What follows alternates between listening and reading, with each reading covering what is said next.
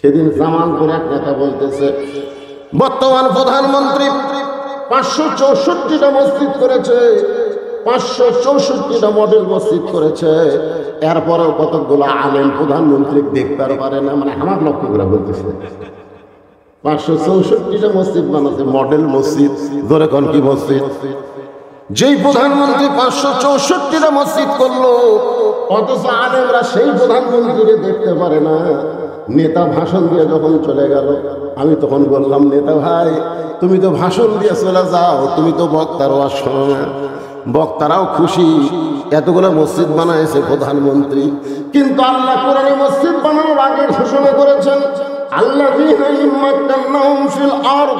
মুসলমানের মধ্যে কেউ যদি প্রধানমন্ত্রী হয়, মুসলমানের মধ্যে কেউ যদি প্রেসিডেন্ট হয়, মুসলমানের মধ্যে কেউ যদি কাউকে যদি ক্ষমতা দেওয়া হয়, তারা মসজিদ বানান আগে না, তার মাদক মুক্ত সমাজ করা আগে না, তার পথ নির্মাণ করা আগে না, তার বাল্য বিবাহ বন্ধ করা আগে না, তার 1 নম্বর কাজ হলো আকামুস সালাত, নামাজ কায়েম করা। নামাজ যদি কায়েম না হয়, এতগুলা মসজিদ বানায় কোনো লাভ হবে না। কারণ বিশাল মসজিদে 1 কাতার মুসল্লিও হয় না। ধরে কোন কথা ঠিক কিনা? কথা কন না কেন? 1 কাতারে গোটা মসজিদের সাইজ করা যায়, দেখে সামান্য জায়গা পরিষ্কার। মুয়াজ্জিনকে বললাম, কে ভাই এই সামান্য জায়গা পরিষ্কার করে, আযান হয় আকামত হয়, কেউ আসে না হুজুর, তো খামাকা মসজিদ ঝাড় দিয়ে রাখতে আমি নামাজ পড়ে আল্লাহু আকবার কয়ে এই জায়গা 2টা গামছার বাড়ি বাড়ি আকামতে 1 লাখ লাই নামাজ পড়ি। কি অবস্থা! তো খালি মসজিদ বানালে হবে না, এই এলাকার সমস্ত যুবকদেরকে 5 ওয়াক্ত নামাজ মসজিদে আদায় করা লাগবে। ধরে কোন কথা ঠিক কিনা? আল্লাহ রাসূল বলেছেন লা সালাতা লা ঈমানা, যার নামাজ নাই তার কোনো ঈমান নাই। ভালো করে শোনেন, লা সালাতা লা দীনা, যার নামাজ নাই তার কোনো ধর্ম নাই। বাইনাল আবদি ওয়াল কুফরি তারকুস সালাত, বান্দার কাফেরের মধ্যে পৃথক করার জিনিসটার নামই হলো নামাজ। আল্লাহ রাসূল বলেছেন কঠিন কথা, মান তারাকাস সালাত মুতাম্মিদান ফাকাদ কাফারা, ইচ্ছা করে যারা মাগরিবের নামাজ এশার নামাজ বাদ দিল, তার আর মুসলমান থাকলো না, তারা মুসলমান খারিজ হয়ে কাফের হয়ে গেল। কথা কন না কেন? আপনার জমির পর্সা আছে কিন্তু সিএস নাই। পর্সা আছে কি নাই? সিএস নাই। বর্তমানে জমি খারিজ হবে, এই জন্য এখানে খারিজ হবে। তাহলে যদি আপনি মাগরিব এশার নামাজ না পড়েন, শুধু শুক্রবারে জুমার নামাজ পড়ে, বলে হুজুর আমি তো নামাজি, আমি 5 ওয়াক্ত নামাজ না পড়লেও জুমার নামাজ পড়ি। যারা জুমার নামাজ পড়েন তাদের জন্য লা তাকনাতু মির রাহমাতিল্লাহ, আল্লাহ দয়া করে হাসরের ময়দানে বলবে, যারা 5 ওয়াক্ত নামাজ পড়ো নাই, শুধু জুমার নামাজ পড়েছ, আমি রহমানুর রহিম তোমাদেরকে জান্নাত দিয়ে দিলাম, যাও। সঙ্গে সঙ্গে জুমা পাখি খুশি হয়ে জান্নাতের দিকে দৌড় মারবে। 1 দৌড়ে জান্নাতের দরজা দিয়ে দেখবে, জান্নাতের দরজা বিশাল একটা তালা। বলবে আল্লাহ আপনি জান্নাত দিলেন কিন্তু তালা কেন? আল্লাহ বলে পকেট হাঁটায় দেখ, চাবি খোলার জন্য তোদের চাবি আছে, তালা খোলার জন্য তোদের কাছে চাবি আছে। ওই জুম্মা পাটি তখন পকেট হাতায় দেখবে একটা চাবি আছে, ওই চাবি তালার মধ্যে ঢুকবে কিন্তু ঘুরবি না, ঢুকবে ঠিকই কিন্তু ঘুরবি না। আল্লাহ চাবি ঢুকলো তালার মধ্যে ধরে রাখেন। আল্লাহ কাই পাগল রে, তালার মধ্যে 5টা দাগ আছে, তোর চাবির মধ্যেও 5টা দাগ থাকা লাগবে। দাগে দাগে মিল হলে কুটকুস করে তালা খুলবে। এখন দেখতো তোর চাবিতে দাগ আছে কিনা। বলে আল্লাহ আমার চাবি হলো তেলতেলা। আল্লাহ বলবেন ফজর জোহর মাগরিব এশা এই 5 ওয়াক্ত নামাজের দাগ যদি চাবিতে না থাকে, ওই জান্নাতের তালা কোনোদিন খুলবে না। যারা শুধু জুম্মার নামাজ পড়েন বড় জোর তারা জান্নাত দেখতে পারবেন কিন্তু ভিতরে ঢুকতে পারবেন না। এখন তারা জুম্মা পাটি কথা কয় না, কি কথা কন না। তাহলে নামাজ 5 ওয়াক্ত নামাজ আদায় করা লাগবে। আল্লাহর নবী কিন্তু 5 ওয়াক্ত নামাজ পাইছে নবুয়তের 10ম বৎসরে। 10 বৎসরে যখন নবী তখন এই 5 ওয়াক্ত নামাজ পাইছে লাইলাতুল মিরাজে। সুবহানাল্লাহ। কয় ওয়াক্ত? 5 ওয়াক্ত নামাজ নিয়ে নবী চলে আসলেন মক্কায়। মক্কায় আসার পরে নবী নামাজ কায়েম করতে পারলেন না। এই নামাজ পাওয়ার আরো 3 বছর নবী মক্কায় ছিলেন। নবী সর্বসাকুল্যে নবী হওয়ার পরে মক্কায় ছিলেন 13 বছর। ধরে কোন কয় বছর? তাহলে নামাজ যখন পাইছে তখন কয় বছর? 10 বছর। একটা হা হু করে ধরে, আমার কথা কি আপনারা বুঝতে পারতেছেন না? তাহলে 10 বছর নামাজ পাইলেন, 13 বছর পর্যন্ত নবী মক্কায় থাকলেন, কিন্তু নামাজ কায়েম করতে পারলেন না। প্রকাশ্যে জামাতে নামাজ আদায় করতে পারতেছেন না। সাহাবীরা বললেন, ইয়া রাসূলুল্লাহ, হুজুর মক্কায় কি নামাজ কায়েম হবে না? মাইকের সামনে এরকম করতেছে কেন বাবা? এই মাইকের সবাই তো শুনতে পাচ্ছে, আবার কি ভম শব্দ? তাহলে 5 ওয়াক্ত নামাজ কি কায়েম হবে না? আল্লাহ রাসূল বললেন, সাহাবীরা রে, 5 ওয়াক্ত নামাজ যদি কায়েম করতে চাও তাহলে যিনি ইমাম হবেন তাকেই নেতা হওয়া লাগবে। 5 ওয়াক্ত নামাজ যদি কায়েম করতে চাও তাহলে যিনি নামাজ পড়াবেন তাকে আবার সমাজের নেতা হওয়া লাগবে। জোরে কোন কি হওয়া লাগবে? আজকে আমাদের বাংলাদেশের নেতা একজন, ইমাম আরেকজন। ইমাম লিখছে কেশিয়ারের কাছে দরখাস্ত আমার এলাকা, যে চাচা আমার বেতন খুবই কম, চাচা সব জিনিসের দাম বেড়ে গেল, সব জিনিসের একটা পেঁয়াজের দাম 100 টাকা গেল, যেভাবে জিনিসের দাম বাড়তেছে আমার বেতন তো বাড়তেছে না। আজ 5 বছর হলে 4000 টাকা করে দেন, একটু বেতন বাড়ান। কেশিয়ার চিঠির উত্তরে লিখছে, তোর মন চাইলে পড়া, না চাইলে আর এক মসজিদ ধর। যেই দেশের ইমামেরা কেশিয়ারের কাছে বেতনের দরখাস্ত রাখে সেই দেশে নামাজ কায়েম হবে না। নামাজ তখনই কায়েম হবে ইমাম শুধু ইমাম না, সমাজের নেতা হবে। জোরে কর কথা ঠিক না? আল্লাহ রাসূল নবুয়তের 10 বছরে নামাজ পালেন, কিন্তু মক্কায় নামাজ কায়েম হলো না। এই নামাজ কায়েম হলো মদিনায়। সর্বোত্তম রাসূল হিজরত করে যখন মদিনায় গেলেন, একটা মসজিদ নির্মাণ করলেন, যে মসজিদের নাম হলো মসজিদে কোবা। ধরে কোন মসজিদের নাম কি? আপনি হজ করছেন? আপনি করছেন? মাশাআল্লাহ, এই 3টে হাজিরি। মসজিদে কোবার ভিতরে 2 রাকাত নামাজ পড়লে একটা উমরা হজের সওয়াব আল্লাহ দান করে। এটাই হলো দুনিয়ার সর্বপ্রথম মসজিদ, যেটা মদিনায় রাসূল তৈরি করলেন। মদিনায় গিয়ে দেখলেন একটা সুন্দর জায়গা। রাসূল বললেন, এই জায়গার মালিক কে? মদিনার আগে আনসার বলল, হুজুর যাই মালিক তাই তো মরে গেছে, তার 2টা সন্তান এখন জায়গার মালিক হচ্ছে। আল্লাহ রাসূল এই 2 সন্তানকে ডাক দিলেন, ডাক দিয়ে নিজের 2 কুরাতের উপরে 2 জনকে বসালেন। সুবহানাল্লাহ। বসায় বললেন, বাবা এই জায়গার মালিক এখন তোমরা, জায়গাটা আমার খুবই পছন্দ। 2 ছেলে আসমানের দিকে তাকায় বললেন, হুজুর জায়গার মালিক তো আমরা না, জায়গার মালিক হচ্ছে আল্লাহ। রাসূল চমকে গেল। 2 বাচ্চা রাসূলের উরাতের উপরে বসে আসমানের দিকে তাকায় বললেন, হুজুর এই জায়গার মালিক তো আমরা না, জায়গার মালিক হচ্ছে আল্লাহ। রাসূল বললেন, বাবা এই জায়গাটা আমার খুব পছন্দ। এই জায়গার মধ্যে একটা ঘর নির্মাণ হবে। 2 বাচ্চা বললেন, ঘরের মালিককে? বলে ঘরের মালিক হচ্ছে আল্লাহ, এর বিনিময়ে তোমরা কি চাও? 2 বাচ্চা নবীর কপালে একটা চুমা দিয়ে বললেন, হুজুর এর বিনিময়ে আমরা আল্লাহর জান্নাত চাই। সর্বপ্রথম মসজিদ নির্মাণ হলো মসজিদে কুবা। আল্লাহ রাসূল বললেন, বেলাল মসজিদ হয়ে গেছে, এখন আযান দেন। হযরত বেলালকে বললেন, মসজিদ হয়ে গেছে, এখন আযান দাও। আবু বকর ওমর ওসমান তোমরা কোথায়?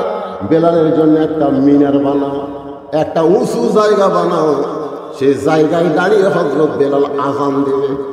বেলালের চোখ দিয়ে দর দর করে পানি পড়তেছে। আল্লাহ রাসূল বলে, বেলাল আযান দেওয়ার কথা শুনে তুমি কান্দো কেন? বেলাল বলে, রাসূলুল্লাহ গোপনে একদিন লা ইলাহা ইল্লাল্লাহ জিকির করেছি। এই জিকির করার কারণে আমার জিবার মধ্যে ওরা পেরেক মারছে, সারা রাত বুকে পাথর চাপা দিয়ে রাখছে। আজকে এমন একটা পরিবেশ পাইলাম, যেই পরিবেশ আমি গেলাম মিনারে দাঁড়িয়ে আল্লাহু আকবার বলে আযান দিব। রাসূল বললেন, বেলাল রে, মক্কার পরিবেশ নাই, মদিনার পরিবেশে এখন নামাজ কায়েম হবে।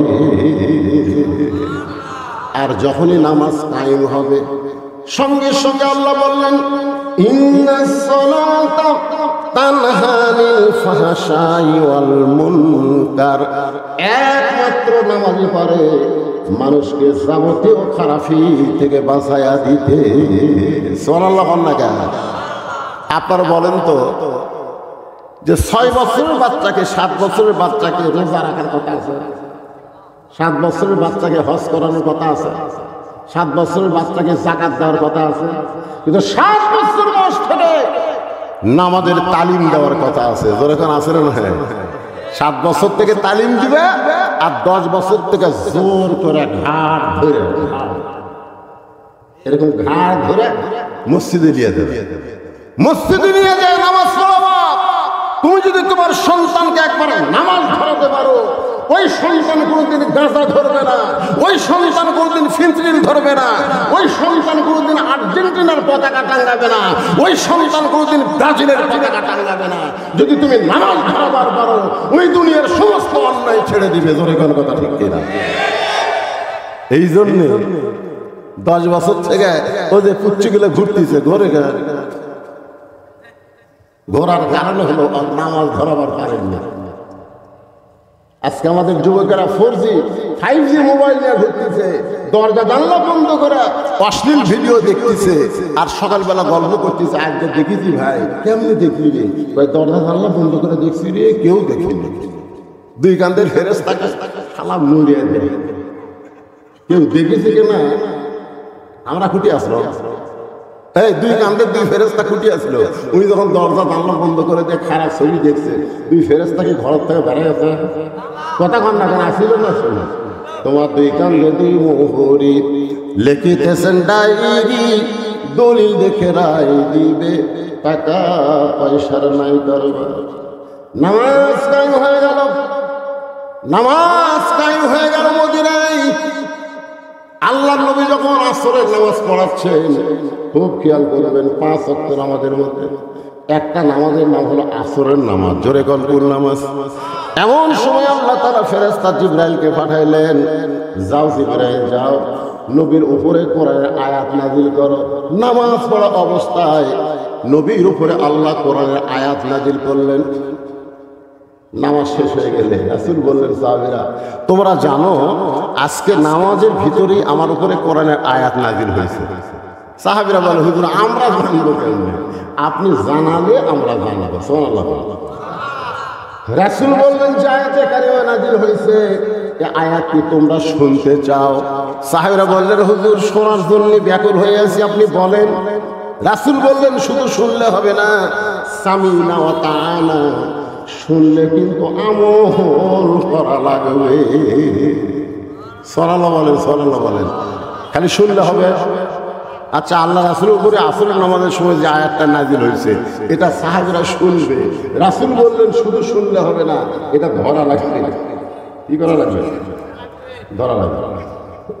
হুজুর বললেন, তাহলে শোনো, আয়াতটা হলো, ইয়া আইয়ুহান নাবিয়্যু হাসবিল মুমিনিনা আলাল কিতাল। সাহাবীরা বুঝবার পারছে কেন? আরবি তো সাহাবীরা আরবি বোঝে কি বোঝে না? এই কথা কোন বোঝে কি বোঝে না?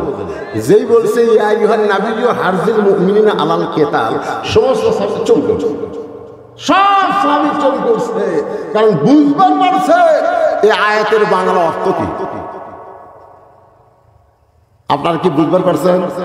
এই আয়াতের বাংলা অর্থ হলো, হে রাসূল, খালি জামাতবদ্ধ হয়ে 5 ওয়াক্ত নামাজ পড়লে হবে না, জামাতবদ্ধ হয়ে কাফেরদের মোকাবিলা করতে হবে। যে কোনো সময় মক্কার কাফেররা মদিনা আক্রমণ করতে পারে, আর মদিনা আক্রমণ করলে নামাজ দিয়া দোয়া দিয়া আপনি মদিনা রক্ষা করতে পারবেন না।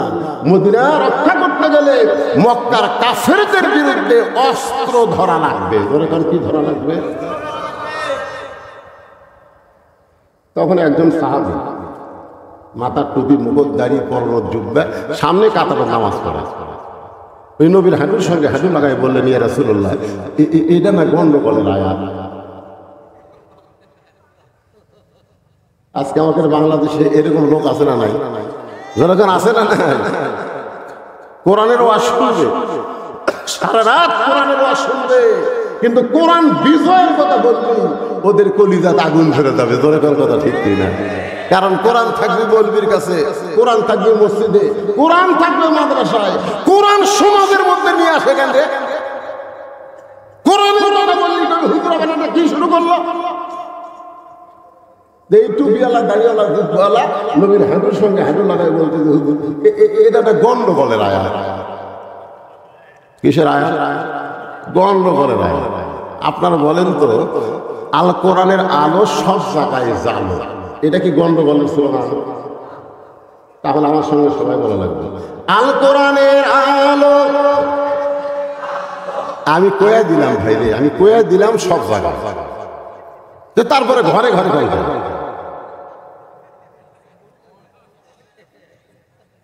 না, খালি ঘরের মধ্যে জলদি বেড়া করা লাগবে। আপনি ঘরের মধ্যে কোরআন শরীফ পড়লেন, ওটা বের হয়ে দেখেন যে একটা বেপরদা মেয়ে মানুষ রাস্তা ঘুরতেছে। এখন সেই বেপরদা মেয়ে মানুষ আপনার চোখের মধ্যে ঢুকে গেছে, চোখ ঢুকলে চোখ থাকে ওটা এই জায়গাটা আবার ঢুকে গেছে, মেমোরি আছে। এখন জোহরের নামাজ পড়বার যে নিয়োগ করতেছেন, ইলা জিহাদের কাবাতে শরীফ, আল্লাহু আকবার, মুখ আছে কাবার দিকে, চোখ আছে সেজদার দিকে, আর মন খালি বলতেছে রাস্তা কি দেখলাম রে। তাহলে আল কোরআনের আলো শুধু ঘরের মধ্যে জ্বালালে হবে না, সব জায়গায় জ্বালাতে হবে। এটা কি গন্ডগোলের স্লোগান? হ্যাঁ, যেরকম গন্ডগোলের আল কোরআনের আলো, কোরআন হাদিস যেখানে দুনিয়ার মুসলমান লিল্লাহে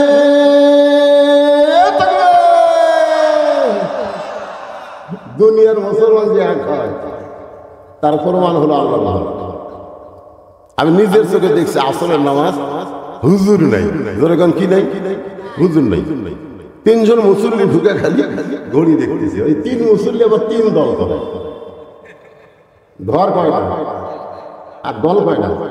3 দলের 3 জন খালি ঘড়ির দিকে তাকা আছে, হুজুর নাই। নামাজের সময় হয়ে গেল, হুজুর ঢুকলি তার সামনে দিবে।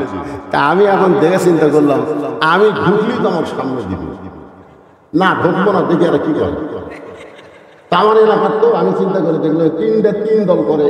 কোন দলের সদস্য? একটা দেখলাম আওয়ামী লীগ, একটা বিএনপি, আর একটা হলো জামাত। জামাত ইসলাম নরম মানুষ তো, আওয়ামী লীগকে বলতে যে ভাই তোর দল ক্ষমতা আছে, তুই সামনে যা। তোর দল এখন ক্ষমতা আছে, তুই সামনে যা। আওয়ামী লীগ বলতেছে ভাই বিরক্ত করিস না, আমি মাঝে মধ্যে নামাজ পড়ি রে, কিন্তু পড়াবার পারি না।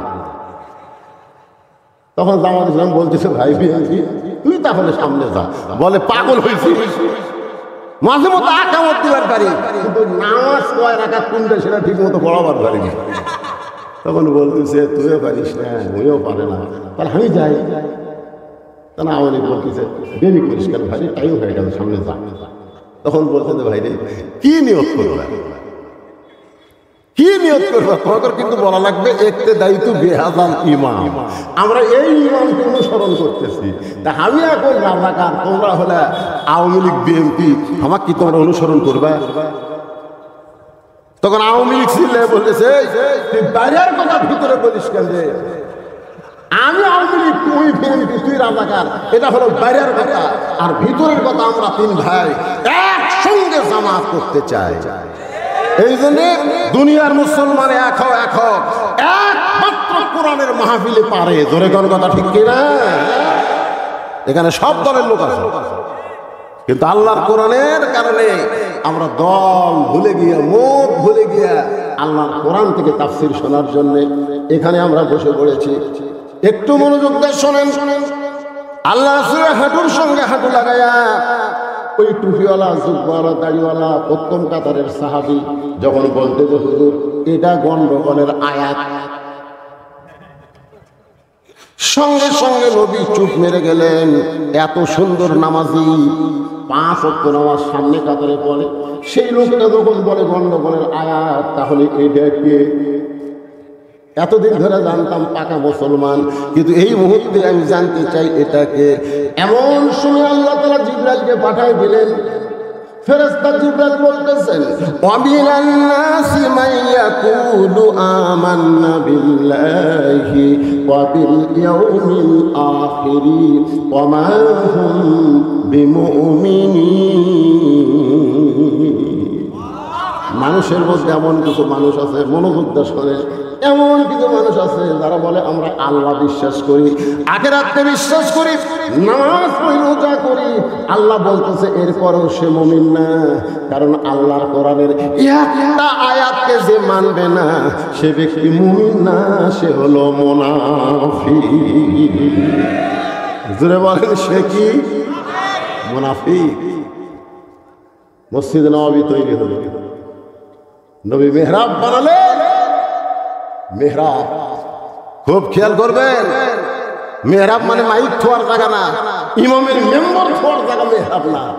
মেহরাব হলো অস্ত্র রাখার জায়গা। ধরে কর কথা ঠিক কিনা? আজকে প্রত্যেকটা মুসলমানের মেহরাবে যদি বাতিলের মোকাবেলার কোনো অস্ত্র থাকতো, ইসরায়েল ইহুদির বাচ্চার ক্ষমতা হতো না বাইতুল মুকাদ্দাসের দিকে নজর দেওয়া। ধরে কর কথা ঠিক কিনা? সব ভুলে যায়।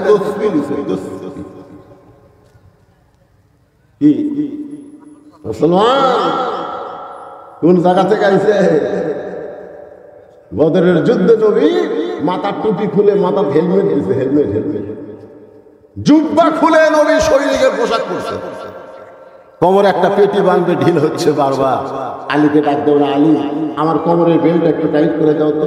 আবু বকর বলে, হুজুর আপনি আল্লাহর নবী, আপনার কোমরের বেলে এত টাইট হওয়া লাগবে কেন? রাসূল বললেন আমি আল্লাহর নবী, কিন্তু আজকে বদরের যুদ্ধে আমি হচ্ছে আল্লাহর সেনাপতি। জোরে গান সুবহানাল্লাহ। কি মনে করছেন যে নবীর প্রতি দরুদ পড়ে জান্নাতে যাবেন, নবীর সুপারিশ দিবেন? আর সেই নবী বাতিলের বিরুদ্ধে লড়াই করেছে, সেই নবী উহুদের ময়দানে দান শহীদ করেছে, আর সেই নবীর উম্মতরা আজকে বাতিলের সঙ্গে আপোষ করে জান্নাতে যাবার চায়। জান্নাত তোমার মামার বাড়ি না। বলে কোন কথা ঠিক না? একটু মনোযোগ দিবেন। এই মসজিদের মধ্যে 5 ওয়াক্ত নামাজ কায়েম হয়েছে। নবী হচ্ছেন মক্কার প্রেসিডেন্ট। ছোট্ট করে আপনাদের বলি, আসরের নামাজে ইমামতি করবেন নবী। মনে আছে না? ভুলে গেছে? কোন নামাজ? আসরের নামাজ। হযরত বেলাল আকামত দিচ্ছে, নবী আমার মেহরাবের মধ্যে ঢুকতেছে।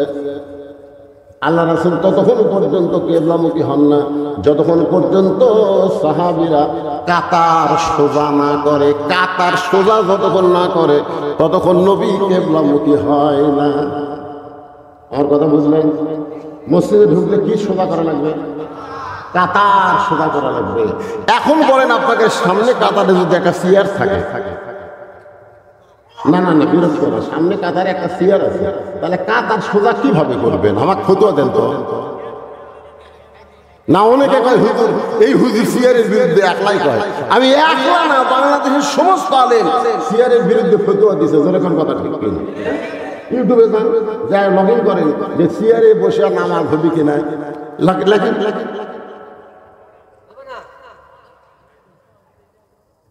পায়ের গোড়ালির সঙ্গে গোড়ালি মিল করা লাগবে। যে বেটা চেয়ারে বসছে আর পায়ের গোড়ালি ফুটে গেছে।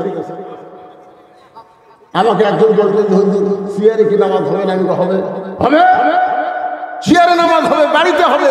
তুমি অসুস্থ, তোমার ঠ্যাং ভাঙিছে, তোমার মাজা ভাঙ্গা, তুমি বাড়ির নামাজ পড়ো। লা ইকাল্লিফুল্লাহু নাফসান ইল্লা উসাহা। আল্লাহ তোমাকে এমন কিছু কঠিন করে দেয়নি যে তুমি বসতে পারবে না, দাঁড়াবার পারবে না, তারপরেও তোমাকে জামাত করা লাগবে। এই কথা আল্লাহ কয়নি। যতদিন পর্যন্ত দাঁড়ায় নামাজ পড়তে না পারবে বাড়ির চেয়ারে পড়ো। কিন্তু মসজিদে আসলে তোমাকে কাতার সোজা করা লাগবে। যেরকম কি সোজা, যতক্ষণ কাতার সোজা হয়নি ততক্ষণ নবী কিবলামুখী হয়নি। সুবহানাল্লাহ। হযরত বেলাল আকামত দিচ্ছেন। আকামতের মধ্যে দুইটা শব্দ আছে, কদ কামাতিস সালাহ, কদ কামাতিস সালাহ। আপনারা বলেন তো কদ কামাতিস সালাহ শব্দের অর্থ কি? এবারে আপনারা কি বিরক্ত হচ্ছেন? মসজিদের উদ্যোগে মাহফিল। আমি এতক্ষণ ধরে কিসের ওয়াজ করতেছি? তাহলে সে মসজিদের ওয়াজ শুনবেন না, মন্দিরের ওয়াজ শুনবেন। তাহলে কদ কামাতিস সালাহ শব্দের অর্থ কি? মুয়াজ্জিন তা আরবিতে কয়, এর বাংলা অর্থ কি? এর বাংলা অর্থ হলো অবশ্যই নামাজ দাঁড়িয়ে গেছে।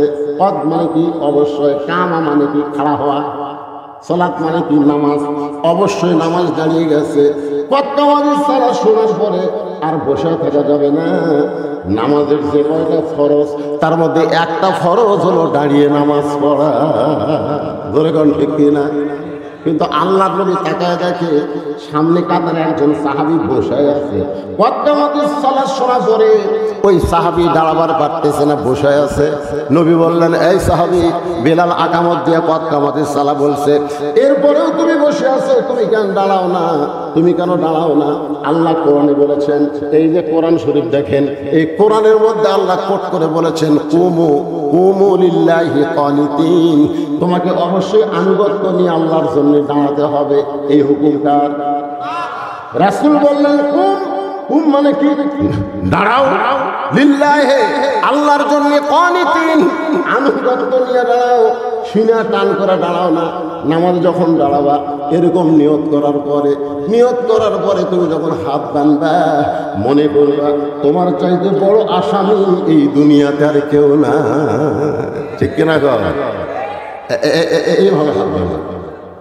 সামনে কাতার একজন মুসল্লি হাত বাঁধতে আছে, আর মসজিদের বারান্দা তার মুসল্লির মোবাইলে রিংটন পাচ্ছে, আর ঘুম ভাঙ্গায়া গেল রে মরার কুকিল। ওই খালি এরকম বলছে,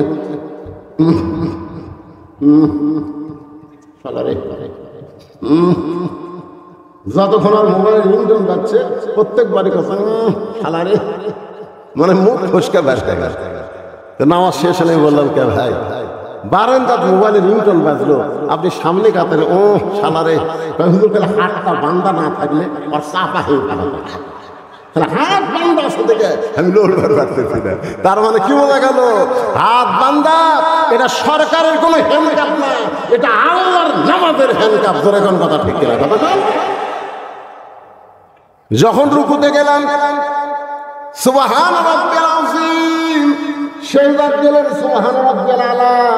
ওই ব্যক্তি যখন কবরে যাবে মুনকির নাকির জিজ্ঞাসা করতেছে, মান রব্বুকা, তোমার রবকে? সঙ্গে সঙ্গে নামাজ খাড়া হয়ে বলতেছে, এ মুনকির নাকির, কাকে রব সম্পর্কে প্রশ্ন করতেছিস? যে দৈনিক 5 ওয়াক্ত নামাজ আদায় করেছে, মাঝে মধ্যে সুন্নত নফল আদায় করেছে, প্রত্যেকবার নামাজ শুরু করার সময় আলহামদুলিল্লাহি রাব্বিল আলামিন বলে নামাজ শুরু করেছে, রুকুতে গেলে সুবহান রাব্বিল আযীম কইছে, সেজদা দিয়া সুবহান রাব্বিল আলা কইছে। এতবার রব রব করে যে ব্যক্তি দুনিয়াতে নামাজ পড়ে কবরে আসলো তাকে আবার রব সম্পর্কে প্রশ্ন করিস কেন?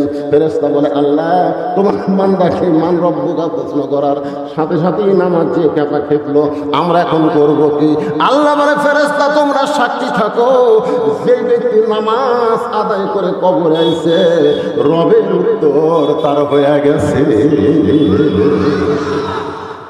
নামাজ আদায় করে যারা কবরে যায় তাদেরকে মান রব্বুকা প্রশ্নের উত্তর দেওয়া লাগবে না, এটা অটোমেটিক হয়ে যাবে। তোর এখন সুবহানাল্লাহ। আল্লাহ নবী বললেন, দাঁড়াও। সবাই দাঁড়াইছে, তুমি বসে আছো কেন? এমন সময় ওই সাহাবী কাঁদতেছে। রাসূল ভাই কান্দো কেন? বলে, কান্দার কারণ হলো আজকে 3 দিন হলে না খাওয়ার কারণে আমার দেহটা এত দুর্বল হয়ে গেছে। হুজুর আপনি বলেছেন যখন মুয়াজ্জিন আজান দিবে পুরুষ মানুষ তারা বাড়িতে নামাজ পড়তে পারবে না। আপনি বলেছেন আজান দিলে পুরুষ মানুষকে মসজিদে আসতে হবে। আমি হামাগুড়ি দিয়ে মসজিদের বারান্দায় আমার মন বলতে যে সামনে কাতারের ফজিলত বেশি, শুধুমাত্র ফজিলত করার সামনে কাতারে বসে গেছি, কিন্তু মুয়াজ্জিন বেলাল যখন আকামত দেয় আমি বারবার দাঁড়াবার চাই, কিন্তু আমার দেহ দুর্বল হওয়ার কারণে আমি দাঁড়াবার পারতেছি না। এই কথা বলার সঙ্গে সঙ্গে আল্লাহর নবী ডাক দিলেন ওসমান। সুবহানাল্লাহ বলেন। নবীর অনেকগুলো সাহাবী, তার মধ্যে নবী ডাক দিলেন কাকে? ওসমানকে। কারণ নবী যখন মদিনার প্রেসিডেন্ট ছিলেন ওই সময় নবীর ওসমান ছিল খাদ্যমন্ত্রী, অর্থমন্ত্রী। জোরে কোন কি মন্ত্রী? অর্থমন্ত্রী, খাদ্যমন্ত্রী। আল্লাহ নবী যখন মদিনার প্রেসিডেন্ট ছিলেন ওই সময় ধর্মমন্ত্রী হলেন আবু বকর। কয়টা মন্ত্রীর নাম শোনেন দেখেন তো, মন্ত্রীর সাথে দপ্তরের সাথে তাদের মিল আছে কিনা? ধর্মমন্ত্রীর নাম হলো আবু বকর। ধরে যান, ধর্মমন্ত্রীর নাম কি? আইন মন্ত্রীর নাম হলো হযরত ওমর। আইন মন্ত্রীর নাম কি? আর শিক্ষা মন্ত্রীর নাম হলো হযরত আলী। হযরত আলীর মতন শিক্ষামন্ত্রী যদি বাংলাদেশে থাকতো তাহলে একদম বাকদম ঘোরাদম সাজো, ঢাক ঢোলক ঝাঁঝর বাজো, এই মিথ্যা শিক্ষা দিয়ে একটা সার বেতন পেত না। জোরে কর কথা ঠিক কিনা? জালিকাল কিতাবুল আরিফা ফি হুদাল লিল মুত্তাকিন, যারা শিক্ষা দিবে এদের ভিতর খালি বেরিয়ে যায়। জোরে কর কথা ঠিক কিনা? এমন এক শিক্ষামন্ত্রী হবে ভাই,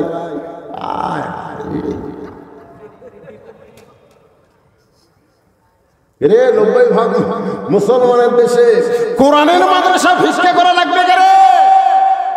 প্রাইমারি মাস্টার খেলে মুসল তাও দেন কি ভাই? তাও দেন কে? আরবি পড়ান না কে? আর আমরা আইন আই দিয়ে লাউ হলা দিয়ে লাল লাগানো বল বাজে তাই না দেখে ভোদর না এই মিথ্যা শিক্ষা দিয়ে মাস গেলে 50,000 পাই। তখন আমরা গাড়ো থেকে সর দেখো মরা না এলে এটা কোন দেশ? এটা কোন দেশ? কয়েকদিন আগে আমি গেছিলাম ইসলামপুর, জামালপুর ইসলামপুর, ধর্মমন্ত্রী এলাকা। ধরে কোন কি মন্ত্রী? ধর্মমন্ত্রী।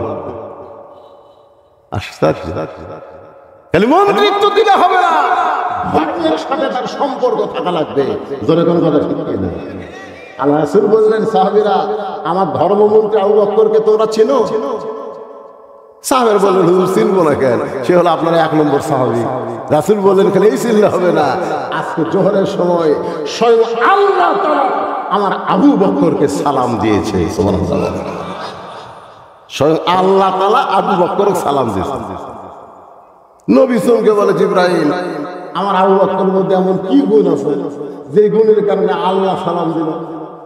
জিবরাইল বলতে হুজুর আমি তাই থাকি, আল্লাহ খালি কইলে আবু বকরকে সালাম দিয়ে পৌঁছে দাও, কিন্তু আবু বকর তো আপনার কাছে নাই। এই সালামটা আপনি আবু বকরকে পৌঁছায় দিবেন আর বলবেন আল্লাহর আরশ থেকে আবু বকরকে সালাম দিয়েছে।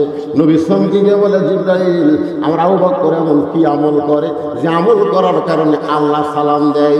জিবরাইল বলে হুজুর আপনি তদন্ত করে দেখেন তো কোন আমলের কারণে আল্লাহ আবু বকরকে সালাম দেয়। দুনিয়ার সবাই যখন ঘুমায় গেছে এমন সময় নবী আমার তদন্তে বের হয়েছে। তদন্ত করতে গিয়া আবু বকরের জানলার পাশে দাঁড়াইছে। বিষাক্ত সাপ যেমন ফোসফোস শব্দ করে এমন করে কান্নার আওয়াজ আবু বকরের ঘরের ভিতর থেকে আসতেছে। নবী চমকে গেল, যে মানুষটা জান্নাতের 1 নম্বর সেই মানুষ কেমন করে গভীর রাত্রে কেন কান্দে? নবী কিছুই বললেন না। ফজরের সালাম ফিরাইয়া নবী আবু বকরের মুখের দিকে তাকায় থাকলেন, মুখটা মলিন, চোখ ভরা পানি। রাসূল বললেন সাহাবীরা রে তোমরা সবাই একটু ঘরের বাহিরে যাও, মসজিদের বাহিরে যাও, আবু বকরের সঙ্গে আমার গোপন কিছু গল্প আছে।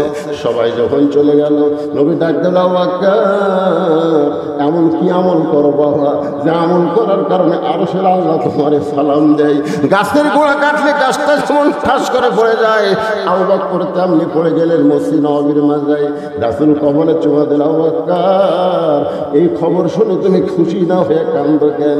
আবু বকর বলে হুজুর আমার মতন একজন সাধারণ মানুষকে, আমার মতন একটা সাধারণ মানুষকে আরশের আল্লাহ কেন সালাম দেয় আমি নিজেও জানি না।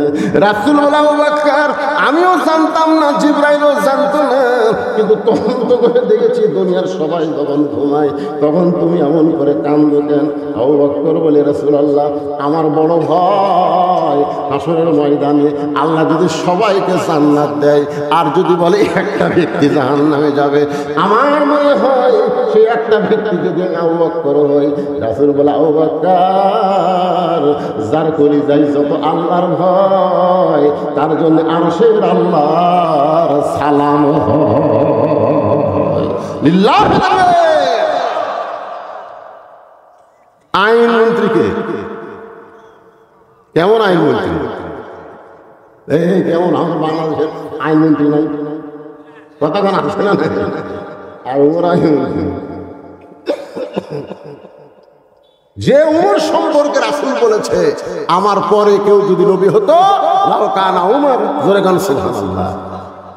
অর্থমন্ত্রীর নাম কি? ওসমান গনি। জোরে বলেন নাম কি? ওসমান গনি। রাসূল ডাক দিলেন ওসমান, সঙ্গে সঙ্গে ওসমান বলে, লব্বাইক রাসূলুল্লাহ। আল্লাহ নবী বলে, ওসমান, তোমার এই ভাই, এ ভাই মনোযোগ দিয়ে শোনেন, তোমার এই ভাই আজকে 3 দিন হলে না খেয়ে আছে। কয় দিন? না খাওয়ার কারণে বেলাল আকামত দিচ্ছে, দাঁড়াবার পারতে। আল্লাহ তোমাকে এত সম্পদ দান করছে, সেখান থেকে তোমার ভাইকে কিছু দেওয়া যায় না? রাসূল কিন্তু মারাত্মক কথা কয়েছে, আল্লাহ তোমাকে এত সম্পদ দান করছে। এই কথার দ্বারা রাসূল কি বুঝাইলেন? সম্পদের মালিককে। আরো জোরে বলে, পকেটের টাকা আছে, ব্যাংকের টাকা আছে, আমার ভবিষ্যতে কোনো চিন্তা নেই, আমার ব্যাংকে 20 লাখ টাকা আছে, খালি মরিয়া দেখ, চিন্তা আছে না নেই? তোর ভবিষ্যৎ কিরে পাগলা? ভবিষ্যৎ ব্যাংকের টাকা না, তোর ভবিষ্যৎ হলো মরা। ওরে কোন কথা ঠিক নেই। বাংলাদেশে এক বাপ মরে গেছে, ছেলে মেয়েরা টাকা নিয়ে ভাগ করতে করতে বাপ যে মরিছে ওরা খেয়ে নিলে 48 ঘন্টা হয়ে গেছে, লাশ ফুলে উঠছে।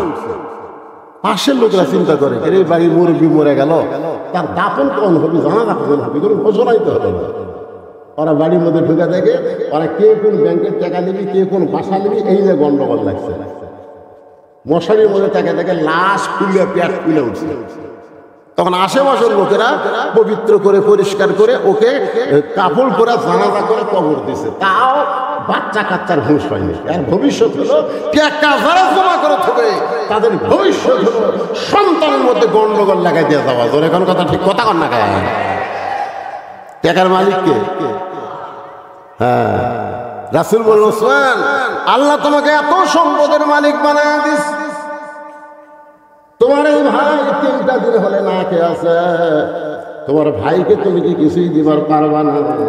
ওসমান গনি চোখের পানি বের করে কান্দের বলে, রাসূলুল্লাহ, আমার ভাই 3 দিন হলে না খেয়ে আছে, এইটা যদি আমি আগে জানতাম তাহলে নিজে না খাইয়া আমার ভাইয়ের বাড়িতে খাবার পৌঁছাইয়া দিতাম। সুবহানাল্লাহ। পায় না আপনারা কেউ বিরক্ত লাগতেছে? এই বিরক্ত লাগে, ওটা ভাষা করেন, ওটা ভাষা কি জন্য করেন বলেন? পেশাব লাগতেছে? আল্লাহর কোরআনের মহব্বতে কিছুটা সময় পেশাবকে কন্ট্রোল করেন, সারা জীবনের জন্য আল্লাহ পেশাব কন্ট্রোল করে দিবেন। কারণ এইটা তুইয়া মুইয়া কোনো কিতাব না ভাই, এই কিতাবে আল্লাহ বলেছেন, ওয়ানুনাজ্জিলু মিনাল কোরআন মা হুয়া শিফা। কোরআনকে ইজ্জত করো, পেশাব লাগার পরে ওঠো না, কোরআন নামক ওষুধ দিয়ে পেশাব জাতীয় তোমার সব দ্বারা আল্লাহ ভালো করে দিবে। মা আচ্ছা আমার কাছে, হুজুর আমার বেটার বউ খালি কান্দে, দেখেন তো কোনো তাবিজ আছে কিনা। আমি কই, কে রে বেটার বউ কান্দে, কি তাবিজ?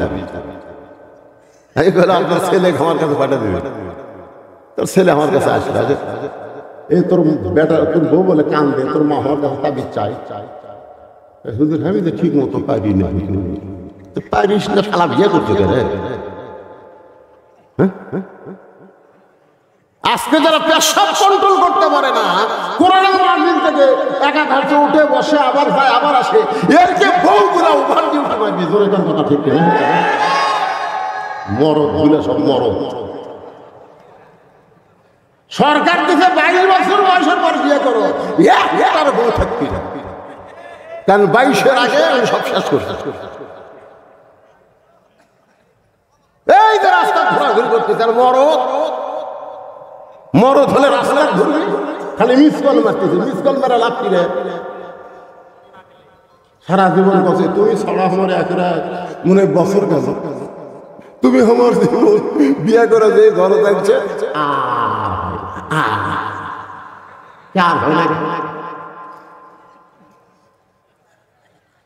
কোরআনের মাহফিলের সাথে বেয়াদবি করেন না বাজান, বেয়াদবি করেন।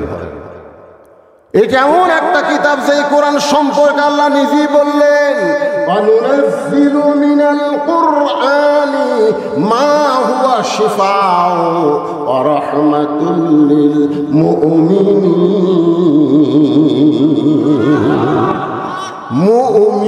মুমিনিন বলছে, যদি বলতো ও রাহমাতুল লিল আলামিন, আলামিন বলে নাই, মুমিনিন শুধুমাত্র আমাদেরকে লক্ষ্য করে আল্লাহ বলেছেন। যারা কোরআনের ওয়াজ শুনতেছে একটু মনোযোগ দিয়ে শোনো। ওসমান গনি চোখের পানি বের করে বলে, ইয়া রাসূলুল্লাহ, আমার ভাইটা 3 দিন হলে না খেয়ে আছে, এটা যদি আমি আগে জানতাম নিজে না খাইয়ে আমার ভাইয়ের বাড়িতে খাবার পৌঁছাইতাম। অর্থমন্ত্রী বলতেছে নিজে না খাইয়া আমার ভাইয়ের বাড়িতে খাবার পৌঁছাইতাম। আজকে যদি এমন অর্থমন্ত্রী বাংলাদেশে থাকতো, হঠাৎ পেঁয়াজের দাম 130 টাকা হইতো না? ধরে কোন কথা ঠিক কিনা? আজকে এমন অর্থমন্ত্রী যদি মুসলমানের দেশে থাকতো, তাহলে বাজার সিন্ডিকেটে ভরপুর হইতো না। আজকে গরিব মানুষরা বড় অসহায় হয়ে গেছে, এত বড় অসহায় গরিবরা, আমার এলাকার মানুষের মুখের দিকে তাকানো যায় না। এখনো বলেন তো যে ওসমান গনি যে বললো আমার ভাই 3 দিন হলে না খেয়ে আছে, এটা আগে জানলে আমি নিজে না খাইয়া আমার ভাইয়ের বাড়িতে খাবার পৌঁছায় দিতাম। আপনি বলেন তো ওসমান গনি ঠিক কইছে না মিথ্যা কইছে? সবাই বলা লাগবে ঠিক না মিথ্যা? কেমনি ঠিক? দেখেন একটা হাদিস শোনেন, নবীর কাছে এক সাহাবী এসে বলতেছে, ইয়া রাসূলুল্লাহ, হুজুর আমি ক্ষুধার জ্বালায় বড় কষ্টে আছি, ক্ষুধার জ্বালায় বড় কষ্টে আছি। সঙ্গে সঙ্গে নবী এরকম জুব্বা তুললেন, আমার দিকে দেখেন, এরকম জুব্বা তুলছে। সাহাবী তাকায় দেখে নবী ক্ষুধার জ্বালায় পেটে পাথর বাঁধা বসে আছে। সাহাবী কয়, কে রে, আমি তো আর কি ক্ষুধার্ত রে? নবী না আমার চাইতে বেশি ক্ষুধার্ত। হুজুর মাফ করেন, বুঝতে পারি আমি ক্ষুধা, কিন্তু পেটে এখনো পাথর বাঁধি, আর আপনি পাথর বাঁধা বসে আছেন, আপনার কাছে চাওয়াটাই আমার ভুল হয়ে গেছে। এই বলে যখন সাহাবী যাচ্ছে, নবী ডাক দিয়ে বললেন, তুমি জানো আল্লাহ কোরআনে বলেছে আম্মা সাইলা ফালা তানহার, সাইলকারীকে ফিরানো যাবে না, এটা তুমি জানো? বলে হে জানি। আমার কাছে তুমি চাইছো, আর তোমাকে কিছু না দিয়ে আমি ফেরত দিব? সাহাবী বলে, হুজুর আপনি কি দিবেন? আপনি তো না খেয়ে আছেন। আল্লাহ নবী ডাক দিলেন, আলী। আলী হচ্ছে কি মন্ত্রী? খাদ্য মন্ত্রী। এখনই ভুলে গেলে হবে রে, ইসলামের গোড়া যদি ভুলে যান ইসলাম বুঝবেন কি? হযরত আলী হলেন শিক্ষামন্ত্রী। জোরে কান, কি মন্ত্রী? আলী। প্রেসিডেন্ট ডাকতেছে, লব্বাইক ইয়া রাসূলুল্লাহ। এই তোর ভাই আছে 2-3 দিন না খেয়ে আসে। আলী বলতে, কয়দিন ধরে খাইনি? 2 দিন। দেখেন আমি 3 দিন ধরে খাইনি, আমার হাসান হোসেন ক্ষুধার জ্বালায় কান দিচ্ছে, তা আমার ডাকা কাম হবে?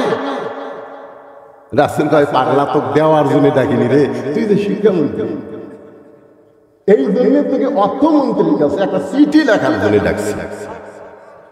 শিক্ষামন্ত্রী চিঠি লিখবো অর্থমন্ত্রীর কাছে, চিঠির মধ্যে লেখো 2000 টাকা ওসমান গনি যেন গরিবকে দিয়ে দেয়, আর চিঠির নিচে আমার নামটা লেখা দেবে। এখন আপনারা বলবেন, হুজুর নবী কি লিখতে পারে না? না, নবী লেখা পারদর্শী না। হযরত আলী চিঠি লিখলেন ওসমান গনির কাছে, নিচে লিখলেন আল্লাহর নবীর নাম। এবার গরিব সাহাবী খুশি হইয়া, কারণ চিঠির মধ্যে অঙ্ক দিছে 2000, 1 বছর আর অভাব থাকবে না, সেই সময়ে 2000। গরিব সাহাবী চিঠি নিয়ে ওসমান গনির দরবারে গেছে। ওসমান গনির দরবারে গিয়ে দেখে ওসমান গনি কেশিয়ারের সাথে ঝগড়া করতেছে। কেশিয়ার এরে চারানা কোথায় গেল? চারানা এই কি হিসাব করিস সারাদিন ধরে? চারানা হিসাব নাই জানিস? ওসমান গনি যখন চারানা বলে কিসের করছে, গরিব খালি চিঠির দিকে দেখে আর চিন্তা করে কোটি চারানা আর কোটি 2000। নবীর কাছে গিয়া বলতেছে ইয়া রাসূলুল্লাহ, হুজুর আপনি দিবার পারেননি ভালো কথা, কিন্তু এমন এক পীর বোনের কাছে আমারে পাঠাছেন যে চারানার জন্য কিসের ছাড়ে না, ওই 2000 টাকা আমার দিবে। আল্লাহ রাসূল বলে তুমি চিঠি দেখাছো, আমি তো পরিবেশে ফেলা আবার যাব। নবীর কথা মতো আবার গিয়ে দেখে কেশিয়ারের কপালে ঘেমে ঘাম টপ টপ করে পড়তেছে, আর ওসমান গনি কিছুক্ষণ পরে বলতেছে চারানার হিসাব দে, চারানার হিসাব না দিয়ে তো ছাড়বো না। 1 ঘন্টা হয়ে যায়, 1 ঘন্টা হয়ে যায় যে ওসমান চারানার জন্য কেশিয়ারকে ছাড়ে না। সে ওসমান কোনোদিন 2000 টাকা দান করবে না। আবার যদি নবীর কাছে যায়, নবী ধমক দিয়ে আবার পাঠায় দিবে। না খাইয়া বসে থাকা যায়, কিন্তু না খাইয়া ঘোরা যায়। না খাইয়া বসে থাকা যায়, কিন্তু ঘোরা। আমি দেখছি আমার গ্রামের এক ফকির একবারই ভিক্ষা দিয়ে 2 বাড়ি বাদ দিয়ে আবার 3য় বাড়ির দরজা। আমি বললাম কে রে ভাই, মাঝখানে 2 বাড়ি বাদ দিলা কেন? হুজুর আপনি ভিক্ষা করেন তখন বুঝবেন। আমি বললাম ভিক্ষা করে বোঝা লাগবে কেন? তুই বুঝা দিলি তো বুঝে। বলে হুজুরে মাঝখানে 2 বাড়ি আমি তালাক দিছি। তালাক দিলি কেন? বলে এর আগে কমপক্ষে 10 বার ভিক্ষা চাইছি, প্রত্যেক বাড়ি বলেছে মাছ কমা। যারা ফকিরের কাছে মাছ চায়, এই শালাকের চাইতে বড় ফকির আর দুনিয়াতে নাই। এরকম আমি তালাক দিতে হুজুর আমার সময়ের দাম নেই। আপনি কি মনে করছেন আমার সময়ের দাম নেই? যে বাড়ির ভিক্ষা নেই সেই বাড়িতে ফকির নেই। গরিব সাহেব চিন্তা করে 2 বার গেলাম চারানার হিসাব ছাড়ে না, আবার যদি যায় নবী আবার পাঠায় দিবে। দরকার নাই, না খাইয়া বসে থাকা ভালো, কিন্তু ঘোরা ভালো। সিডি পকেটের মধ্যে রাইখে, সিডি পকেটের মধ্যে রাইখে গরিব সাহাবী যখন গোপন রাস্তা দিয়ে পলাবার যায়, এমন সময় দেখে রাস্তার মাথায় হযরত আলী দাঁড়ায় আছে। শিক্ষামন্ত্রী হযরত আলী রাস্তার মাথায় এভাবে জোড়হাত করে বলতেছে, ভাইজান তোমার যে চিঠি লিখে দিলাম তার বিনিময় হিসাবে 2টা টাকা কি আমার দেওয়া যায় না?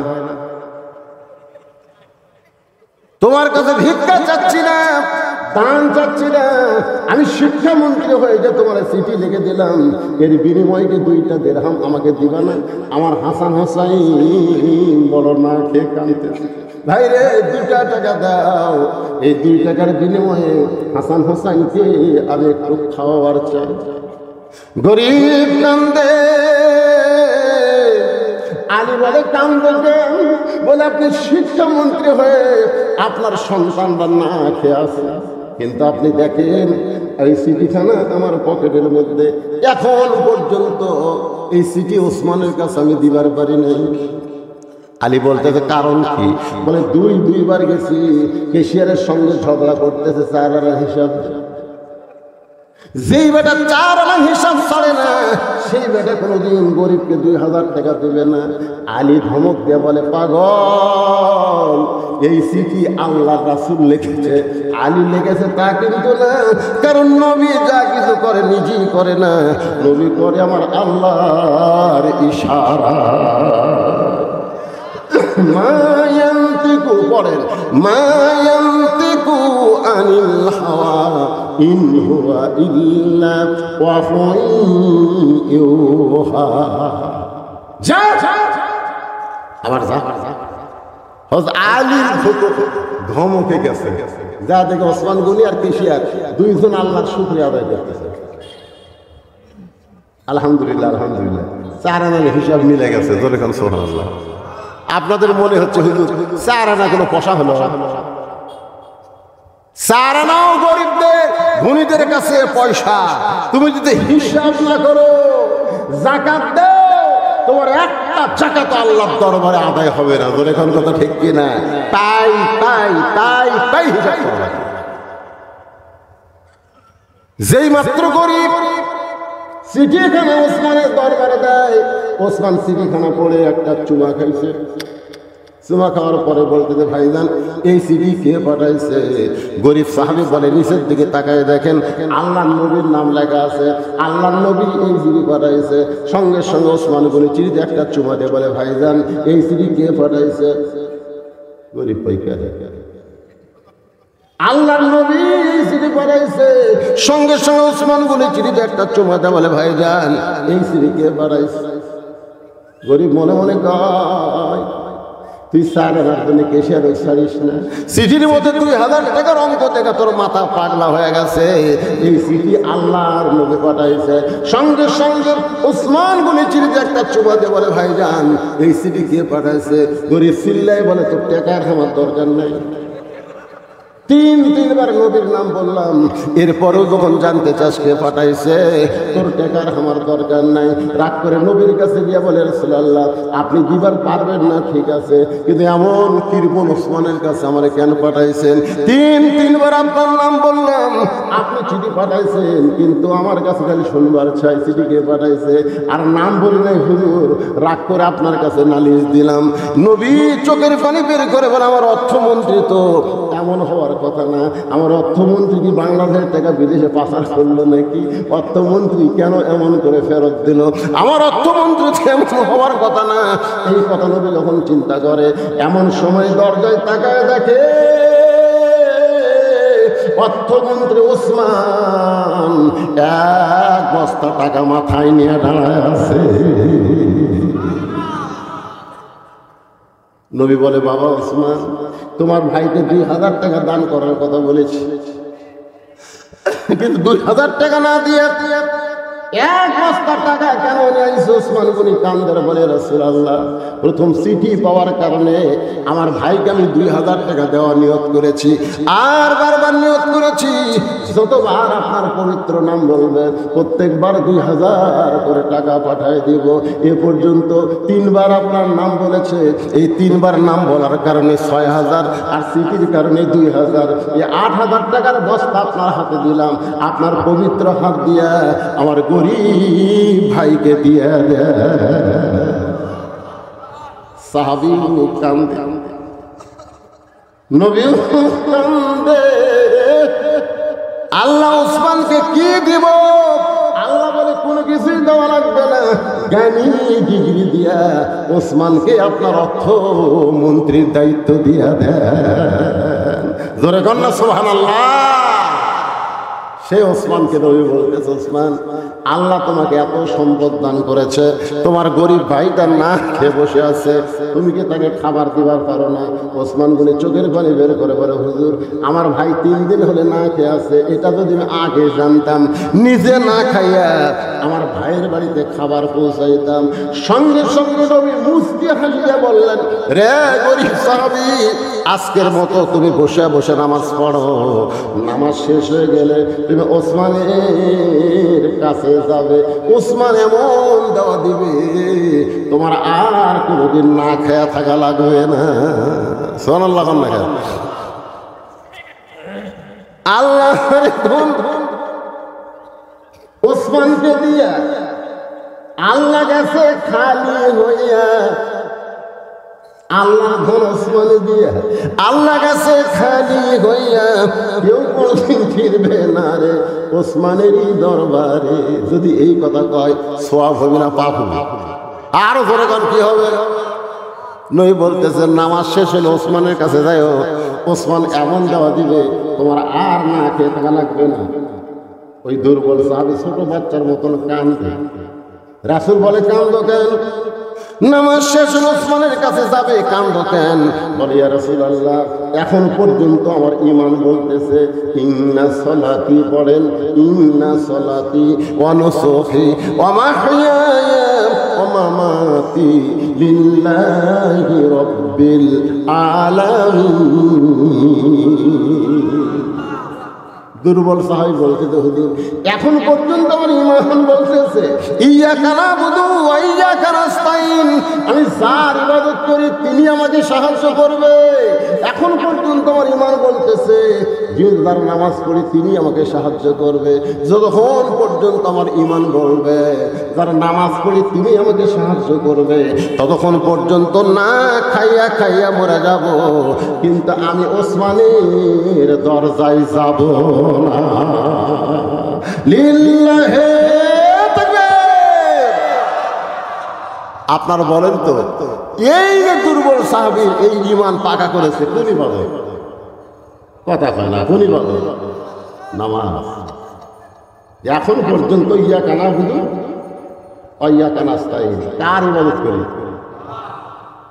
না খাইয়া খাই মরে যাব, কিন্তু আল্লাহ ছাড়া ওসমানের দরজাতে আমি যাব না।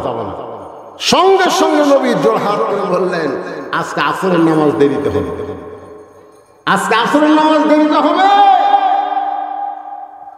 এই কথা বলে নবী মেহরাব থেকে গরিব সাহাবীর দিকে পা বাড়ালেন। ওমর ফারুক নবীর জুব্বা টেনে ধরে বলতেছে, ইয়া রাসূলুল্লাহ, আপনার জুতার বরসে আল্লাহর আরো ধন্য হয়ে যায়, আর আপনি মেহরাব ছেড়ে একটা গরিব সাহাবীর কাছে যাবেন কেন? আপনি খালি হুকুম দেন, আমি ধরে নিয়ে এসেছি। নবীর কথার উপর কথা মারতেছে। নবী কইছেন আমার শেষ হলো ওসমানের কাছে যাও, আর এই কথা বলতেছে মরিয়া তাও যাবো না। ওর কাছে আপনাকে যাওয়া লাগবে কেন? আপনি খালি কম নিয়ে আসি। আপনি কি সাধারণ মানুষ নাকি? আপনার জুতার ভরসা আল্লাহর আরো ধন্য হয়ে যায়। নবী তখন বলেন, ওমর সাবধান হয়ে যাও, যে দুই চোখ দিয়ে তাকে তুমি দুর্বল দেখতেছ সে দুই চোখ বন্ধ করো, দুই চোখ বন্ধ করো। দুই চোখ চোখ না, মুসলমানের আর একটা চোখ থাকা লাগবে। জোরে কোন কথা ঠিক কিনা? দুই চোখ দিয়ে দেখে এটা কার বাড়ি রে, এটা কার বউ রে, এটা কার বেটি রে। এই দুই চোখ আপনার গান না নিলে তো টিনের বাড়ি থাকেন তো 10 তলা জেঙ্গেল থাকে, এটা কার রে? কি 10 তলা তুই শান্তিতে আছে? আপনি টিনের বাড়ি ঘুম পড়েন, আপনি অশান্তি আছে? আপনি একদিন সময় করে 10 তলা বিল্ডিং এর মালিকের কাছে যাবেন, যা বললেন ভাই 10 তলা থাকেন এসি রুম, খবর খবর ঘুম হয় না ভাই,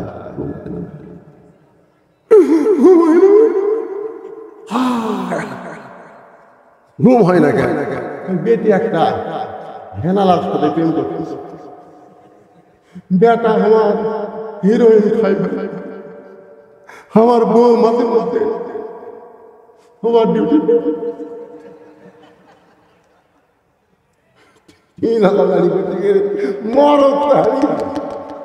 বেটার দিকে তাকালি বেটা বসে, বেটির দিকে তাকালি বেটি ঘরের মধ্যে যায়, আর বউ খালি চাকরি দেয়।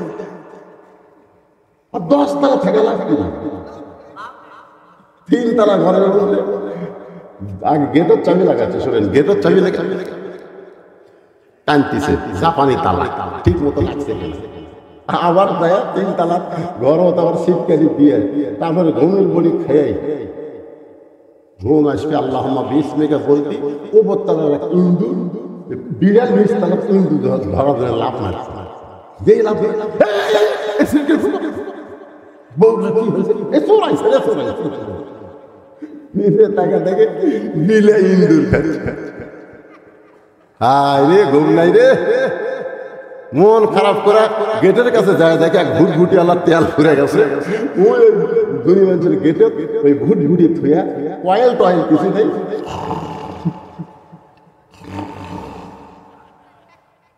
আস্তে করে গেট খুলে ভুটভুটি মাথা ধাপ বলতে, ভাই তুই তো জান্নাত রে, আর আমি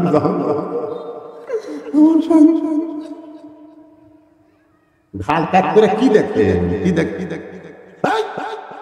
পরের মুখ কেন দেখবেন, নিজের মুখ দেখে। প্রত্যেক দেখায় আল্লাহ সওয়াব দিবে। ধরে করে কথা ঠিক কিনে, এটা কার বউ রে, কার বেটি রে, কার বাড়ি রে? এই দুই চোখ আমাদের ধ্বংস করে দিচ্ছে। ছোটবেলায় আমরা লেখাপড়া করেছি, একে চন্দ্র, দুয়ে পক্ষ, তিনে নিত্র, নিত্র মানে চোখ। আল্লাহ নাই বলে আমার দুই চোখ দিয়ে দুর্বল সাহাবীকে দেখতেছো, এই দুই চোখ বন্ধ করো, অন্তরের চক্ষু দিয়া ওই দুর্বল সাহাবীর দিকে তাকাও। সঙ্গে সঙ্গে হযরত ওমর দুই চোখ বন্ধ করে অন্তরের চক্ষু দিয়ে যখন তাকায়, আইন মন্ত্রী হযরত ওমর থরথর করে কাঁপতে কাঁপতে মসজিদ নববীর মধ্যে পড়ে যায়। সাহাবীরা বললেন, ইয়া রাসূলুল্লাহ, ওমর ফারুক পড়ে গেল, তার মাথাতে আমরা পানি দিব। আল্লাহ রাসূল বললেন, কোনো পানি দিও না, ও এক সময় হুঁশ ফিরে পাবে। চোখ বন্ধ করলে কি দেখলো আমরা সবাই ওমরের কাছে শুনতে চাই। সুবহানাল্লাহ না কেন? আল্লাহ রাসূল বলছেন চোখ বন্ধ করো, দেখো যার কাছে আমি যাচ্ছি তুমি আমার জুব্বা টানা ধরছো। তাকায় দেখো, ওমর ফারুক চোখ বন্ধ করে দেখে থর থর করে কাঁপতে কাঁপতে পড়ে গেছে। সাহাবীরা বলে, হুজুর ওমরের মাথাতে পানি দিব? রাসূল বলে, পানি দিও না, ও এক সময় হুঁশ ফিরে পাবে, ওর কাছে আমরা জানতে চাই। চোখ বন্ধ করে দেখলো কি, যেটা দেখার পরে আর স্থির থাকতে পারলো না। সাহাবীরা বললেন, হুজুর তাহলে ওমরের হুঁশ ফিরে আসো, আমরা শুনতে চাই। ওমর ফারুক কি দেখলেন? আজকে বাংলার মুসলমান আমাদের সেই দেখার দরকার আছে না নাই? কারা কারা দেখবেন আল্লাহকে একটু হাত দেখান তো দেখি। লিল্লাহে তাকবীর। ও যে সবুজ, ওই যে সবুজ দেখেন, হাত তুলবে, খাড়ায় আছে, এরা হাত তুললে কি হয়? ওই কি অন্য জাতের নাকি? আচ্ছা ঠিক আছে, ঠিক আছে। ওই বলে গুল খায়, খায় গুলি খায়। কি ভাই মন খারাপ করতেছে? উমরের মতো আইন মন্ত্রী রে, যে আইন মন্ত্রী কেমন মসজিদ নববীতে একদিন খুতবা দিচ্ছে। শোনেন সামান্য একটা হিস্ট্রি। কয়টা বাজলো? বিরক্ত হচ্ছেন নাকি আপনারা? না আসলে আপনাদের বসাটা আমার খুব ভালো লাগছে। মসজিদকে কেন্দ্র করে, মসজিদকে সামনে নিয়েই কিন্তু কথা বলতেছি, ধরে কোন কথা ঠিক কিনা? তো এখন মসজিদের মেম্বারে দাঁড়িয়ে হযরত ওমর খুতবা দিচ্ছে। ধরে কোন কি দিচ্ছে? আমি কার কথা বলতেছি? আইন মন্ত্রী। ধরে কোন কি মন্ত্রী? মাঝখান থেকে এক সাহাবী দাঁড়িয়ে বলতেছে, ইয়া আমিরুল মুমিনিন। তখন তিনি মদিনার খলিফা। শুধু মদিনার খলিফা নয়, বাংলাদেশের মতন ৯৬টা দেশের খলিফা। এক সময় রাসূলের আইন মন্ত্রী, এখন হয়ে গেছে অর্ধ পৃথিবীর খলিফা। আইন মন্ত্রী কাক পায়, ভিতরে আইন ডাকি সেটা বলার জন্য। হুজুর আপনার খুতবা আমরা শুনবো না। ওমর ফারুক বললেন, আমার দোষ কি? বলে, দোষ হলো আমাদেরকে খাটো পাঞ্জাবি দিয়ে আপনি লম্বা জুব্বা পরে খুতবা করেন। যতক্ষণ পর্যন্ত লম্বা জুব্বার কাহিনী না বলবেন আমরা খুতবা শুনবো। ওটা কি এমপি? ওমর ফারুক কি এমপি, মন্ত্রী, প্রধানমন্ত্রী, অর্ধ পৃথিবীর খলিফা। ওমরের চোখটা দর দর করে পানি পড়তেছে। এমন সময় আব্দুল্লাহ ইবনে ওমর বাবার পাশে দাঁড়ায় বলতেছে, রে নবীর সাহাবীরা, খাটো পাঞ্জাবি হলেও তো তোমরা নতুন কাপড় পরেছো, আমার দিকে তাকায় দেখো, আমার পরনে নতুন কোনো কাপড় নেই। সমস্ত সাহাবী আব্দুল্লাহ, আজকে জুমার দিনে নতুন কাপড় না পরে তুমি পুরাতন কাপড় পরলে কেন? আব্দুল্লাহ বলতেছে, এই ব্যক্তির লম্বা জুব্বা বানানোর কারণে আমার নতুন কাপড় পরা হইল না।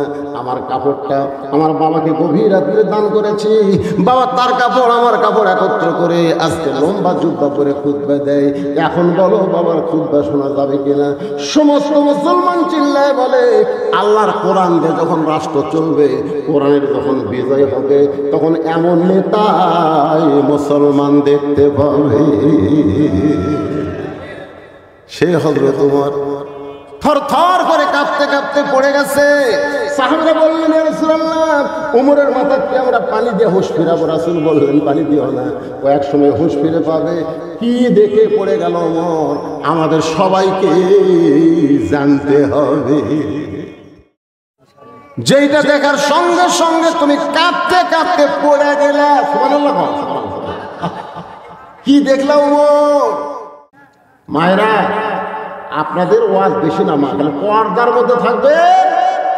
আপনার পেটের ভিতর থেকে যে সন্তানটা আসবে সে আল্লাহর ওলি হয়ে যাবে। আমার মায়েরা, পর্দার অন্তরাল যারা আছে, ও মা, আপনাদের জান্নাতি নারীদের নেত্রী হবে ফাতেমা। সেই ফাতেমা পর্দানিশী, তার আমল করবেন, ফাতেমার সঙ্গে আল্লাহ জান্নাত দিয়ে দিবে। মেয়েদের 1 নম্বর আমল হলো পর্দা, 2 নম্বর আমল হলো স্বামীর কথা মতো চলা, 3 নম্বর আমল হলো নামাজ, 4 নম্বর হলো রমজান মাসে রোজা। অনেকে বলবে হুজুর নামাজের আগে পর্দার কথা কেন বললেন? আসলে পর্দা যদি না থাকে একটা মেয়ের নামাজ হবে না। নামাজ পড়তে গেলে ঘরের মধ্যে যেমন পর্দা করে বাহিরেও তেমন পর্দা করা লাগবে। ফারুক বললেন, রে নবীর সাহাবীরা শোনো, আল্লাহ নবীর সামনে, এই কথাটা গুরুত্বপূর্ণ, শেষ কথা শোনো, আল্লাহ নবীর সামনে নিয়ে বলতেছি, আমি এই 2 চোখ দিয়ে শুধু দুর্বল সাহাবীকে দেখছিলাম যে 3 দিন না খাওয়ার কারণে দাঁড়াবার পারে নাই। ও যখন বলতেছে এখন পর্যন্ত আমার ঈমান বলতেছে আল্লাহ আমাকে সাহায্য করবে, দরকার হলে না খেয়ে খেয়ে মারা যাব, কিন্তু আমার আল্লাহ শাহ ওসমানের কাছে যাব না। এই কথাটা আমার কাছে খারাপ লাগছে, কারণ নবী বলতেছে ওসমানের কাছে যাও, আর ওই বেটা বলতেছে আমি যাব না।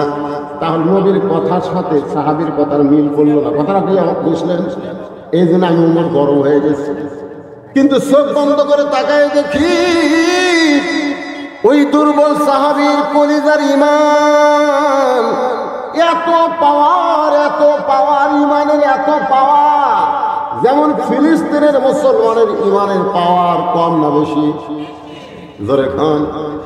আপেল খায় না, কমলা খায় না, এগুলা ফল খায় না।